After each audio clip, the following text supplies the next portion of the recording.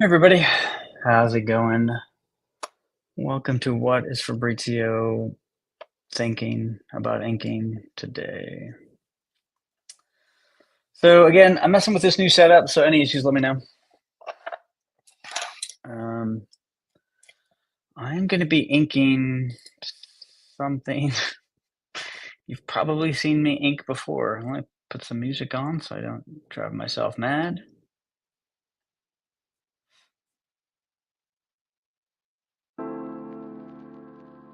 If it's too loud, let me know. If it's not, let me know. First, a few things while I kind of ease into this. I don't have coffee with me, which is going to make things very, very difficult. But we'll start off with a recent project I did, which is some trading cards for Downcast, which is a really fun comic by Clint Stoker. Check it out. I don't know what the issue is. It's like a volume 4, I think, currently. And it's a wax pack of cards. So I did some illustrations for some characters. I think they turned out quite nice. Some cool characters in that book, some interesting characters. I think when you first start the story, you're not entirely sure what to expect, but as it moves along, you get some fun, really fun characters. So these were a lot of fun to do. Got these like last week. So thank you, Clint, for letting me work on that project. That was a lot of fun. If you are new to me and the channel, I have a book called Horace H. Hoover. It is a sort of an adventure called A Mystery. Issues 1 through 3 are available on my store. Check it out, storeshoracehoover.com. Sort of like an old school pulpy horror, but it's not real scary. It utilizes some sort of horror elements, but it's not quite all ages, but pretty close. Alrighty, so what am I doing today? I am doing sort of a redo of the cover to issue 1. So this is actually a drawing I did a while ago. And if you've been watching the stream for a while, you've probably seen me attempt this a few different times. And each time I go to sit and actually ink it, I notice something else that just really bothers me. So this is the third time I've actually inked it. I just sat down the other day and I had most of it done. The drapery on his shoulder was bugging me, so I redid that. His leg was way too skinny. I redid that. Some of the smoke made his head a little bigger. So it's just one of those deals where if I'm gonna redo a cover to an issue, it's gotta be good. I tweaked his thumb there because it was all wonky. Yeah, so that's what I'm gonna be working on today. Let me zoom in a little bit. Let me focus in. If at any time I'm off the screen, let me know too. Okay, there we go. Hey, Midnight Museum, how's it going? I haven't seen you in a long time. Thanks for popping in. Hope things are going well. Yang Yang Zhao, how's it going?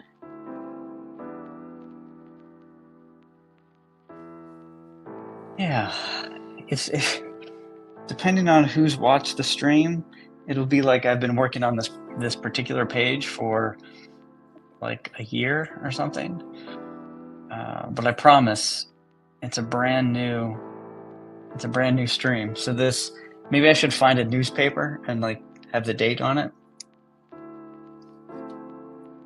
Not too bad. Busy writing week. Oh, what are you writing? Modules or follow up to the Empire of the Dying Sun, which is an RPG I'm sorry, I'm blanking on the terminology. Not a module, it's a campaign book.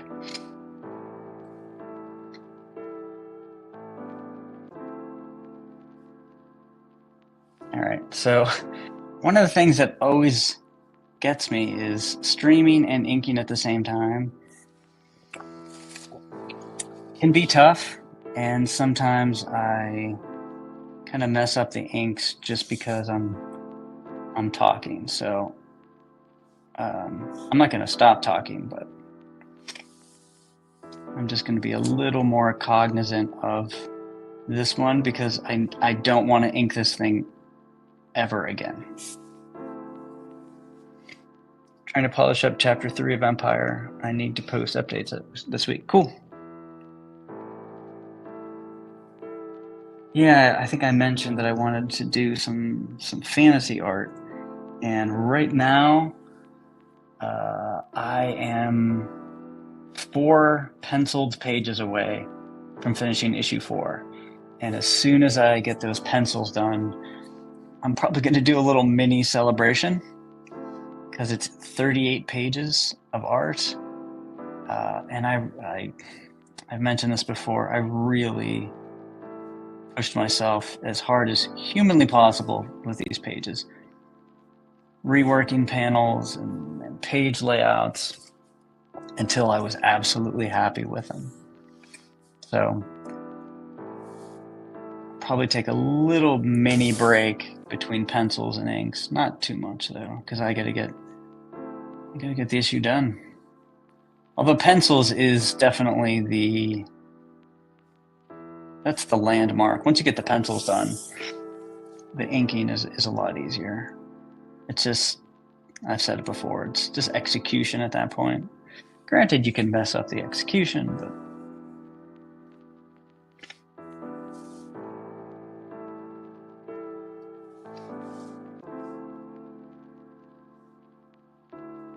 if this setup does work and the audio is okay, I would like to stream all of the inks of issue 4 if possible, but we'll see.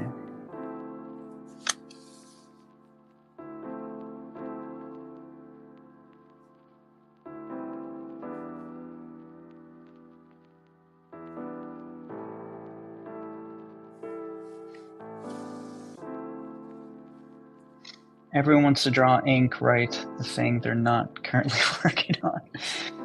Oh, that hurts. It's so true.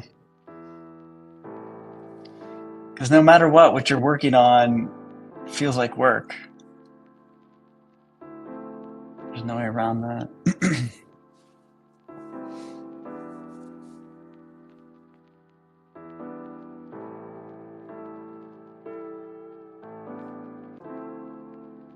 I would say that 90% of the conversations I have with my wife start with, as soon as I'm done with Horace H. Hoover issue 5.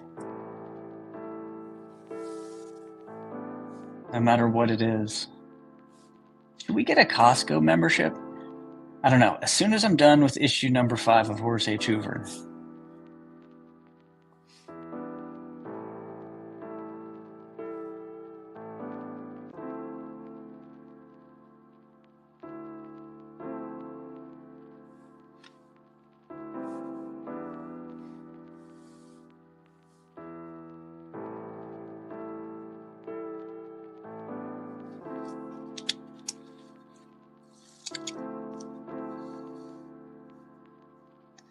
Yeah, the one thing that I try to keep in mind for pencils is, you know, I'm constantly trying to figure out what to work on next to get better, instead of just sort of repeating myself over and over again, because that's when things stop moving forward. And there's definitely some things I would like to try, but I can't try that until Horace H. Hoover's done. Like I can't really change a style significantly between issues, so it'll have to wait until the next thing I do.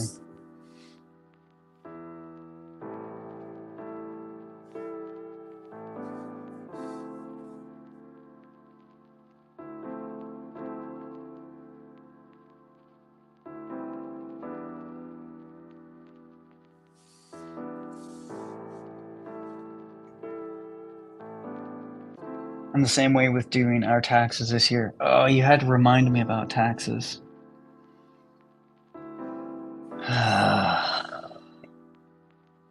Taxes, or how I refer to them, reverse lottery ticket. Yeah. I will say this, I ran my own business doing software development for like 12 years. So taxes was always especially difficult, having to do personal and business. But with a comic book, it's, I still have it under a business, but I don't take nearly the deductions I used to. So my concern about getting audited is far less.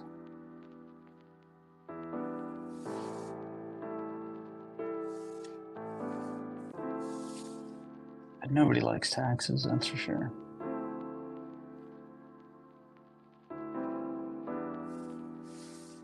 So what have I been watching, reading? I've actually been, I don't want to say I've been watching horror a lot more. I've been listening to horror for a few reasons. One is I'm really picky with the horror that I like. So just picking a random horror movie on Netflix or something, I'm probably not going to like it. So I rarely watch it unless it's something that I know I already like. But if I'm listening to it while I draw, you know, you get the idea of the book, of the story. I don't have to. If there's something particularly gruesome on the screen, I don't have to watch it. In fact, it's probably best I don't because I should be drawing anyway. So I started watching some of the latest Scream movies past couple of weekends, which have been pretty good. I feel like they, for the most part, kind of stuck to Scream. And Scream is kind of like, it's not horror comedy, but I don't know. It's a different. It's not as heavy as a lot of other horror that you might find. I'd have to earn some money to take deductions. No, you can deduct the heck out of it. Like, I mean, not to get too heavy into businesses and deductions, but I took a loss for a couple of years purposefully, because then that's a big chunk off of your income taxes. If you're doing personal, it depends on how you're filing, but yeah, that's the. It's almost like, I don't want to call it a hack. I hate that phrase, but yeah, taking a loss on your business and having that sort of like flow through into your personal taxes can be a big boon. Now, if you take deductions for so many years, or if you take a loss for so many years, you're definitely red flagged at the IRS. So can't do it too many times, but I am not a tax professional, and this is not legal or tax advice. Hey, Ernest, how's it going? Thanks for popping in. Do you know what Horace looks like under the helmet? Oh, man. Yes, I do. And I had already decided to never show it, not 100%. You will get a sense of what he looks like, but you won't actually see it.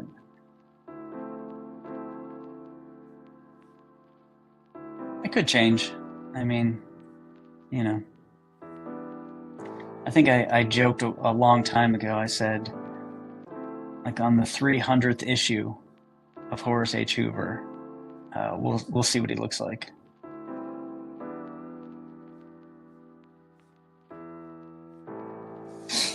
Totally messed up his thumb there. Okay.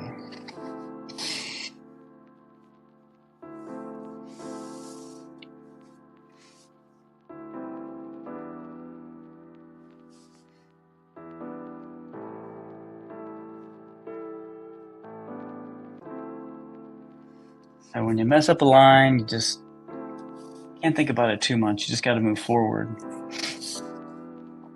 And then hope that the next 10,000 lines you put down are perfect. But if that percentage keeps going up, then you might have to white out a bunch of stuff. But it usually doesn't faze me too much. Unless it's a face. Faces are, man, that's like the weak spot. If you mess up a face, I'm not going to say the whole drawing should be redone, but depending on the character and the importance, that can really bring it down. But if you mess up a boot or a glove or something like that, most people won't even notice it. Not that you should use that as your sort of like excuse for everything. They won't notice. Somebody notices. They might never say anything about it too. You write some bad plot twist or something, people might not even care enough to let you know. Which is, I'm kind of banking on. I'm hoping that A Horse Hate Hoover is one of two things. One is that it's so good and flawless that nobody really takes umbrage with anything. Or it's so bad that nobody cares enough to let me know. So at that point, I am blissfully unaware of how bad it is. I'm joking, but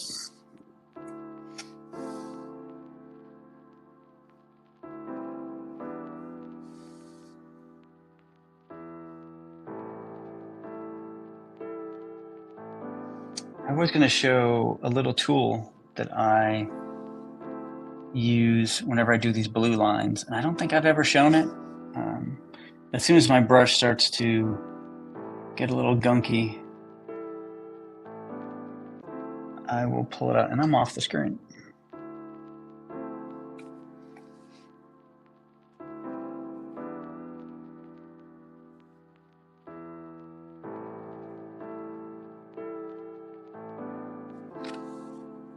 Hey, DC Miller, how's it going?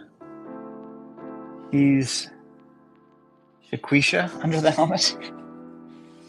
Is that some sort of Sasquatch name that I'm unfamiliar with?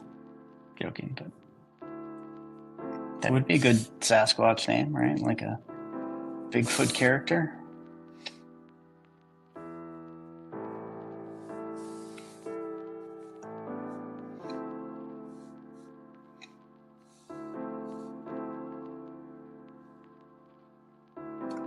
Yeah, so I watched a couple of Scream movies, which I thought they were pretty good for what they were. And I'm not a big horror, well, again, I don't want to say I'm not a big horror fan, but I'm really, really picky about the horror I like. I watched The Green Lantern. And again, when I say watched, mostly listened to while I was working, but I got enough of it. Now, that movie has been made fun of, I would say, endlessly since it came out. I mean, I've never heard of anybody liking the Green Lantern, at least. And of course, it's got Ryan Reynolds and somebody else in it. Is it Blake Lively? I don't know. And this might be a controversial take. I thought Green Lantern was as bad as anything else. So it's like, it wasn't exceptionally bad. It's like, it was, I think, normally bad for most comic book movies. That includes a lot of Marvel movies, just popcorn summer movies. Yeah, I thought it was just regular bad. Now, if I was in a theater and I was forced to sit through it all, that's a totally different standard of measurement. So I don't know about that, but having it sort of in the background while I'm doing something else, that's a different kind of thing.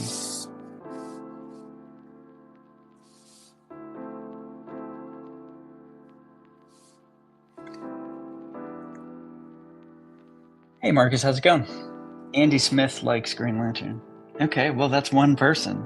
I honestly have never heard of anybody liking it, but I didn't take a poll. DC Miller, Ryan Reynolds was the turnoff for me, but Mark Strong helped balance that out. Who's Mark Strong? I actually don't know that name. I think we weren't used to bad comic book movies at that point. Now they're a dime a dozen. Yes, yeah.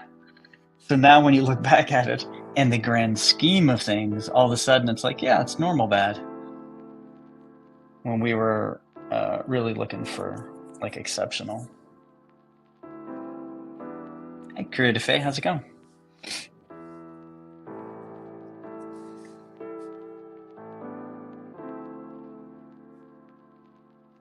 Yeah, Ryan Reynolds definitely is. I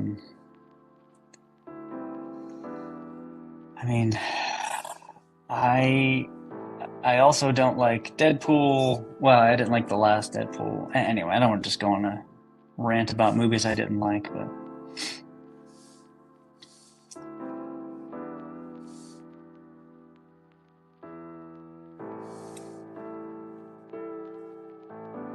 I'm currently listening to watching The First Omen, which I guess is like a prequel to The Omen.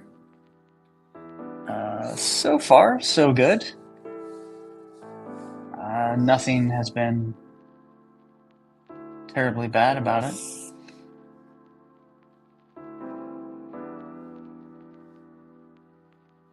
Set in Rome, so that automatically kind of gives it a different feel.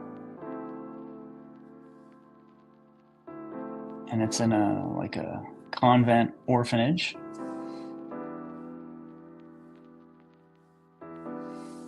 Which spoilers will ironically or unironically be kind of featured in an issue of Horace H. Hoover. In a much better light, we'll say. He was Sinestro guy. Okay, yeah, I like that dude. Sort of like Star Wars Episode 1 through 3 were terrible, but seemed like inspired work of enlightenment compared to the new Star Wars movies. Yeah. Yeah, it's funny, like whenever we sit down and watch an old movie, I'm trying to think of one we watched recently. Like Tombstone, we watched that recently again for the first time. It's been a long time since I saw it. And the thing that we're always amazed by is within, I don't know, 10 minutes, you're really invested in the movie. They had the ability to really get you into the story, start to care about the characters to some degree, or at least be interested in them if you don't care about them just yet, so quickly that it's like now an hour into the movie and you're like, it's not that I don't know the characters, it's I don't care about them at all.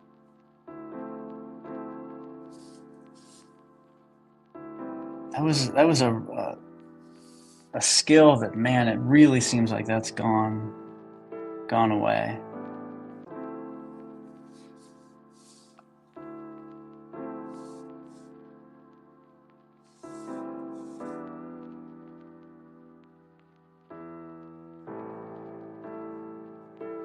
The other movie we started to watch was Black Hawk Down, which is another old movie. Ridley Scott, it's a pretty famous movie. The one thing I didn't realize is how many stars, well, future stars would be in that movie. Really, everybody was in that movie, even if they had really small parts. It was like that day's version of like The Outsiders, where everybody in the movie either was a star or would soon be a star.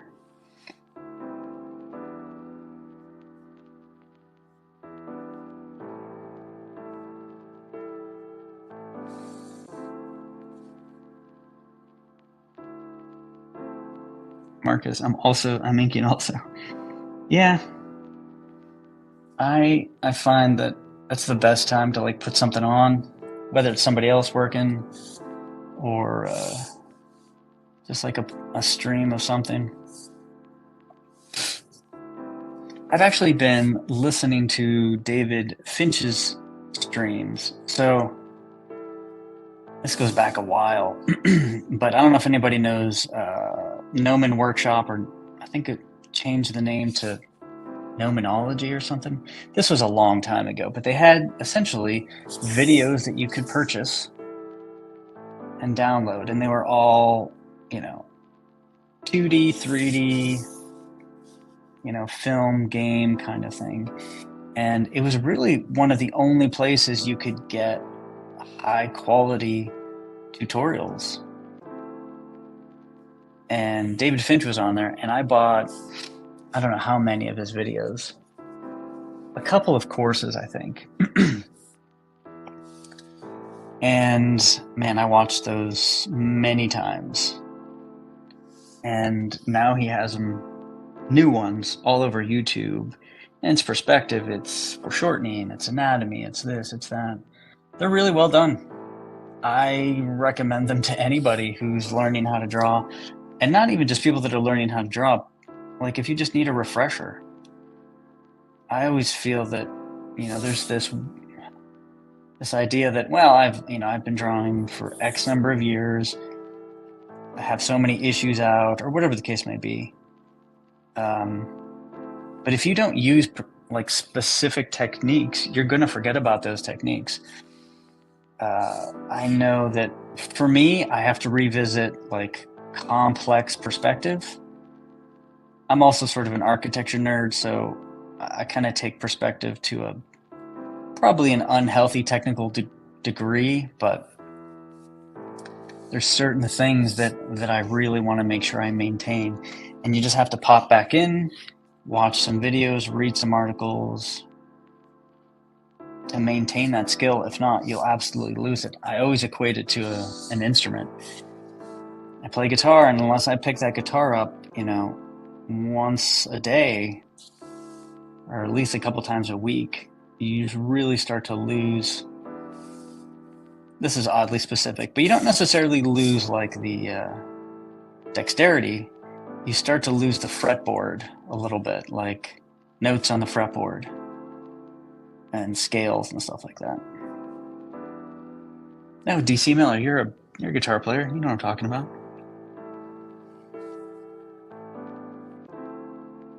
Yang, not tutorials, but New Masters Academy has figure drawing classes for free on YouTube. Some with nude models. Interesting. New Masters Academy. Okay, I'll have to check that out.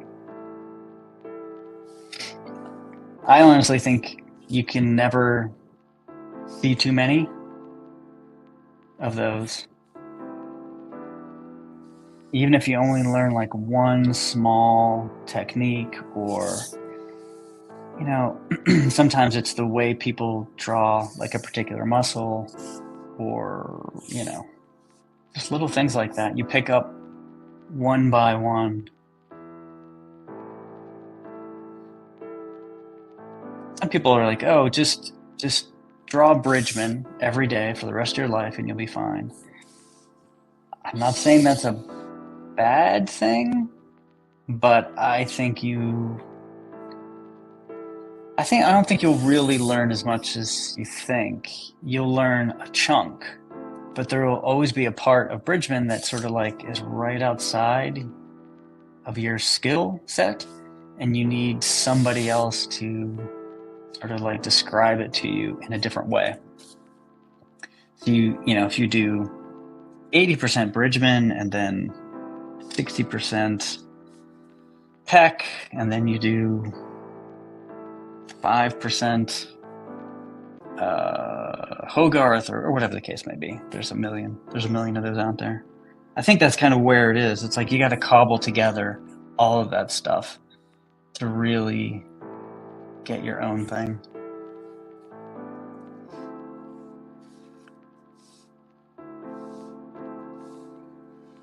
All right, so this is looking okay. So right now, I might not have to do this for the 4th time. That's always good.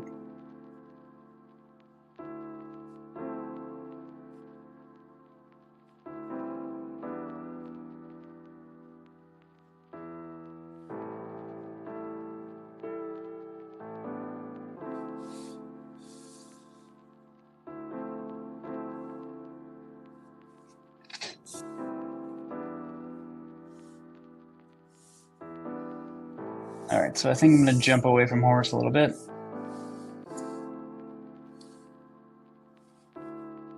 Loomis, Past Master Dan. Yeah, for sure, Loomis.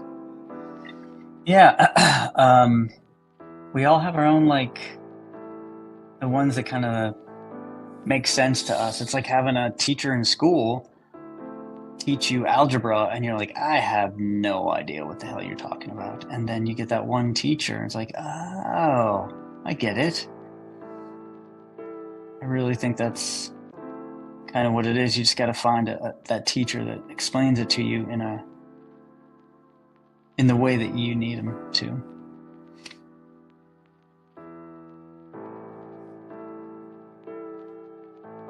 I remember when I was in college, went to school for fine art, so I have these drawing classes, and this was an anatomy, like, 1 class. We weren't really getting into it, and I brought in Hogarth, and my professor, who was a great painter, she was really, like, top notch, Rachel Harper, and she's like, oh, Bernie Hogarth, yeah, I know him. And the funny thing is, she was older, and to her, it was like a blast from the past, because obviously that's an old book. It's an old, it's an old reference.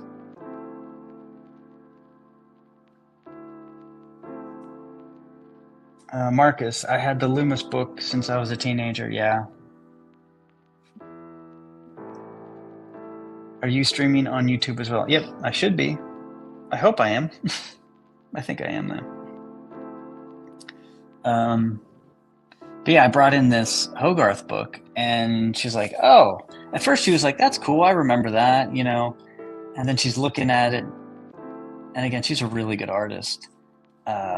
She's like, yeah, your bones don't really bend that way, and these muscles really aren't very accurate. And I didn't really argue with her about it, but I told her, I said, yeah, I understand that. I get all of your problems with it, but using this book, I can construct a figure from imagination, and it works. So kind of leave me alone. When it doesn't work, I'll find something else, but until then,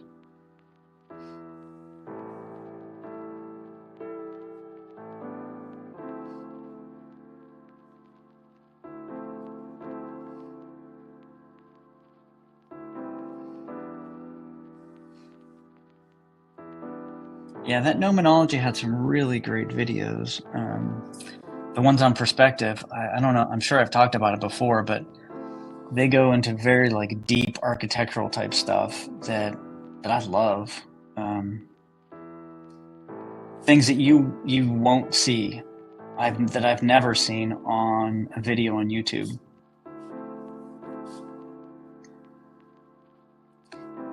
And admittedly, people might never need to know it.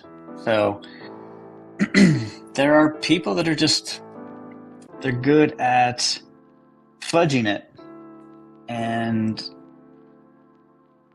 good for them, and that's awesome. I wish I could fudge a little more than I do.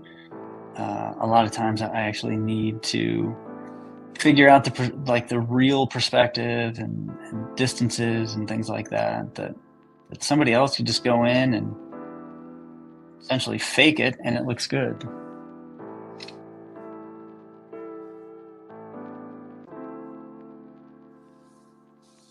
Someday, I hope to be able to fake it. We'll say that. Marcus, I went to Hogarth School. I didn't realize that. I know you had mentioned, you're always mentioning that you've had like them, like my heroes as teachers, which I think even the other day you mentioned you had a class with Will Eisner, which can't get over that. That's too good to be true in my head. Hey GJ, how's it going? Hello and happy Sunday, chat and Fabrizio. How's it going? Haven't seen you in a while. Hope you're doing well. I got Arthur Rackman. Yep, that's a good one. Claire Wendling. I don't know that name. Yeah, that's a new one. I'll check that out. Is it like anatomy instruction or just cool illustrations?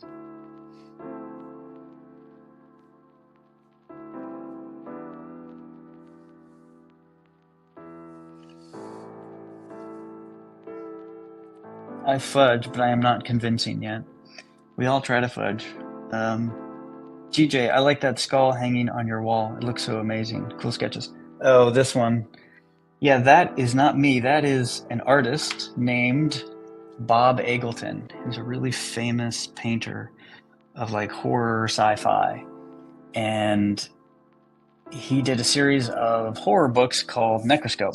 And I know I've talked about it before, but love these books growing up. Still love them. I really influenced a lot of like my aesthetics for sure. And this was a couple of years ago. I don't know when it was exactly, but I saw that he was actually selling the original artwork for the covers of these books that I had read.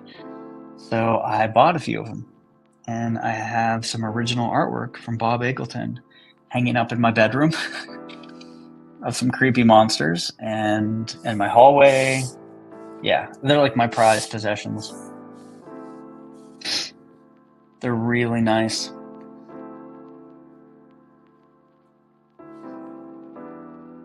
And they weren't that expensive either. You know, I've never regretted buying a piece of artwork. You know, even when it's a little more than I'd like to spend, but you know, as the days go by, you get to look at that thing every night before you go to bed, every time you walk by it. Hopefully it retains its value, but I don't know, it's like comic books. You buy a comic book to enjoy the book, not necessarily if it's going to be worth money in 20 years. Hopefully it's worth money in 20 years, but you know, people have been down that road before, and if that's why you're buying a comic book, that does nobody any good.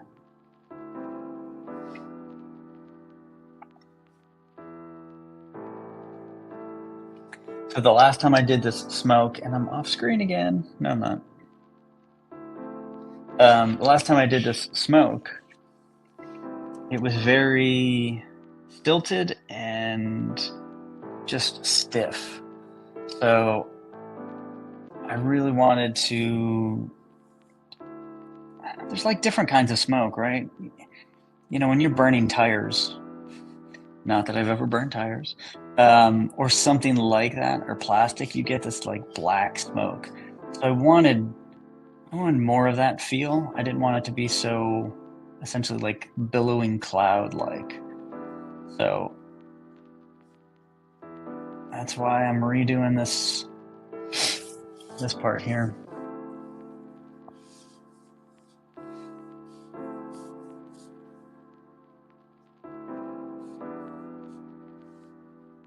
Am I muted? I hope I'm not muted. Hey, what's up? You guys here still hear me?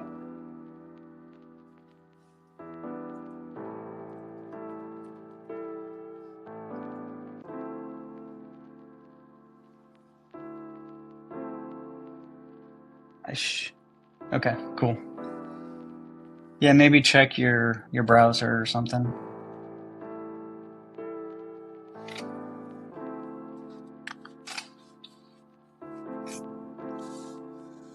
Alrighty. So if anybody has actually read issue 1, this cover should be pretty descriptive of the things that you'll find in issue 1. And into issues 2 and 3. And even 4. So 4 is when all of this stuff gets wrapped up, which I'm currently finishing up the pencils for.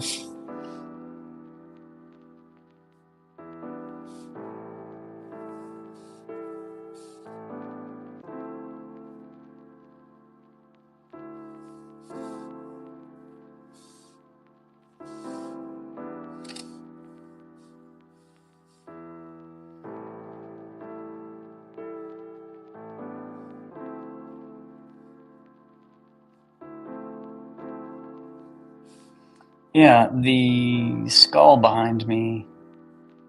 I don't know if it was the first time that I became obsessed with skulls, and I don't know if that is just a kid thing, not a kid thing, but like a adolescent thing.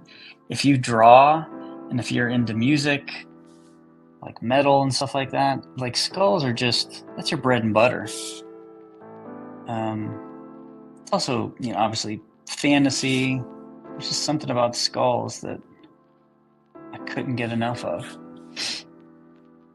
And it turns out, after all these years, I still like skulls.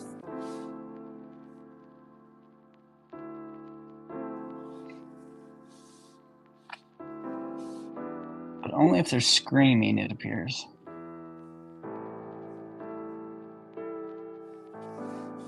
Alrighty. I gotta bounce around a little more before I get too caught up. It's 4 o'clock, so I'll probably head out at 4:15. Our brush is already starting to get a little junky. I'll do some of these houses in the back. I'm currently looking through oh geez, what is it called? Those Marvel books where they're just black and white. Is it Masterworks Classics? Why am I blanking on that?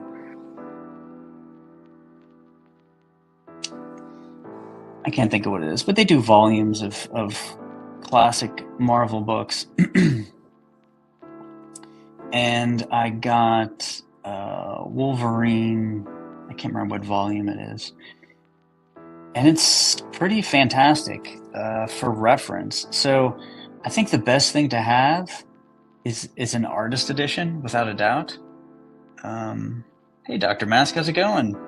You made it. I think whenever you really want to study some art, the artist editions are definitely the first thing you want to get if you can't get the original art. Those are so good. You learn so much. But the next best thing I really feel like are these Marvel classics or whatever. They're in black and white, and you can dissect the art a lot better. Once you throw in color and letters and you're reading a story, things they take on a different life. But when you're just looking at the black and white art, it's great. There are letters in it. I shouldn't say that, but you're not really reading them, we'll say. Yeah, so I'm looking at this Silvestri Wolverine run. I'm a big Silvestri fan. I kind of put him in the same category as my favorites, like Buscema and all the greats. Because Silvestri, I mean, if you look at the motion and the energy in some of these drawings, it's spectacular. Especially with Dan Green inking, it's there are no dull moments. So I'm gonna grab some more of these. The best part about it is you don't have to go digging through your own books. Like, to use something as a reference when you're drawing and just kind of studying, you kind of want to be able to beat it up a little bit. So that's been really nice. I'm gonna get more of them for that reason, unless there's an artist edition. But there's not that many artist editions. And to be honest, even some of my artist editions, I treat with kid gloves because, Year One, David Mazzucchelli, there's all these really just beautiful volumes that I don't want to get ruined. Only took a month. Yeah. I haven't been streaming that much, so. I have a few archive editions of Romita, Buscema, and Kirby. Yeah. I just love looking through them. And I try to like study as much as I can and even do little sketches. So I'll find a thumbnail of a layout or something that I like, and I'll just kind of redraw it quickly. Just it kind of solidifies in your brain a little bit when it's almost, it's like a master's study. There's a reason that people do that. Not to copy, but you kind of start, it forces you to think about a drawing just a little differently whenever you have to redraw it. Hey Ben, how's it going? Looking good, thank you. I appreciate it. Dan Green did some illustrations for a Poe collection. I have a set of prints he put out. I didn't know that. Yeah, did he ink or draw and ink? I didn't know he really did any drawing, but I didn't really look up his life. I just know him from, I'm looking at a comic, seeing his name and realizing he inked it. Yeah, Ben, I finished Tricks and Treats this morning. It was a lot of fun. I apologize. I think you guys sent that out November maybe or something.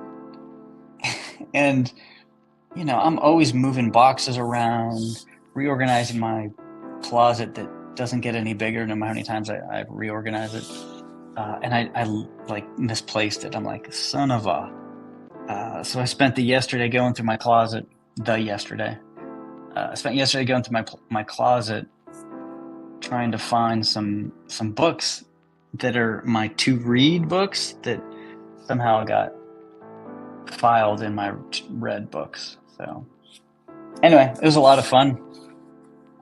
I'm excited about some future books for sure.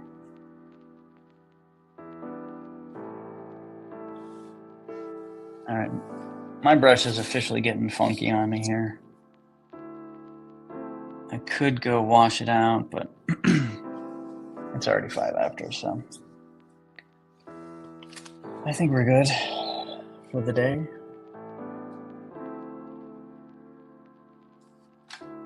Oh man. Yeah, thanks everybody for popping in. I really appreciate it. So I wanted to show people this. I don't know if anybody is familiar with it, but essentially it's just a magnifying glass. And if you are trying to do blue lines for your pages, depending on the computer and the printer and your settings, you'll get red in your blue line. And if you get red in your blue line, it will drive you up a wall to get that out. So if you get one of these handy dandy things, just do test pages, do test prints, and then use this and it'll show you all of the dots. So you'll see if you have any reds in there. And if you have blues, reds, and yellows, you got to figure out another way. I have yet to get pure blue or cyan. I've tried everything. I've tried PCs. I've spent a lifetime doing it. But this is good enough, and how I know it is by using this. It doesn't really come across on camera as much, but highly recommend it. Check these out if you're doing blue line, because if not, you can get yourself into a problem with that. Yeah, one last time, I'll show my books. Horace H. Hoover. This is the Amazon collected book. Really happy with how this turned out. I like the print quality, the pages, everything about it. This is issues 1 through 3. Check it out on Horace. Actually, no, you can check this out on Amazon.com or Horace H. Hoover. And then the 3 issues, 1, 2, and 3. So this is the cover that I'm redoing. So, yowzers.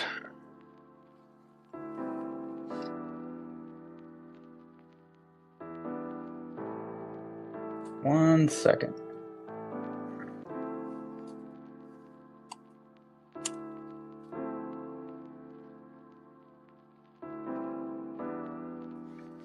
So this is the original cover. And what I did was essentially took the elements from the first cover and kind of just mixed them up again, but I didn't go too crazy. So we have Horace, he's looking at his device. We have Max and Slurp. We have a tentacle and a house, a hand coming out of a book, smoke, and then sort of this mystery guy with a fork. So I just I remixed it, you know. I wanted to make Horace's pose just a little more intense. So I have him sort of crouched over, coming at you. We actually see this character here instead of being hidden in a silhouette. Instead of just a hand, we see like the full smoke guy. But we also have the book up here to sort of show that, at least to give the impression that either he's coming out of it or he has something to do with this book. And then we have the little town with tentacles and then a tiny little Max and Slurp back here. So that's the redo.